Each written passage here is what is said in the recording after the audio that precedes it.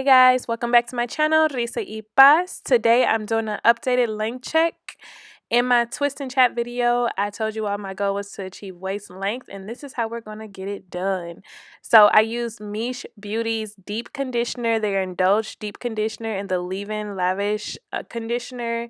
Y'all, when I tell y'all my hair was so moisturized, of course I had to top it off with my good old Tresseme heat protectant because nobody wants heat damage during a blowout. Yeah, but like I was saying about that Miche Beauty, my hair felt so good even after I blew my hair dry. Oh my gosh, my hair was moisturized, it was light. I'm like, okay, I can use that combination again because the deep conditioner and the leave-in conditioner in the shower did the trick, and then of course the Tresseme really protected my strands. So as you all can see, I'm just taking down my twists, preparing for the blowout.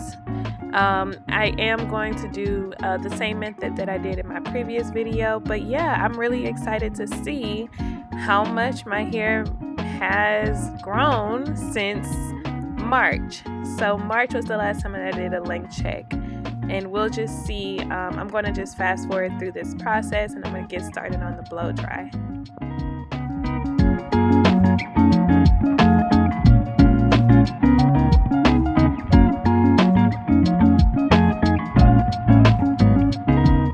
So you guys already know I like to go in and detangle first with my wide tooth comb before I go in with the blow dryer doing the tension method.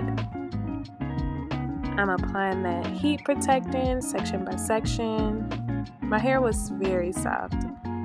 But yeah, so I'm going to go ahead and do the tension method just like I did last time, holding it tight at the ends. And then I'm going to go in with a brush afterwards. But I'm not going to talk through this part because y'all seen this before.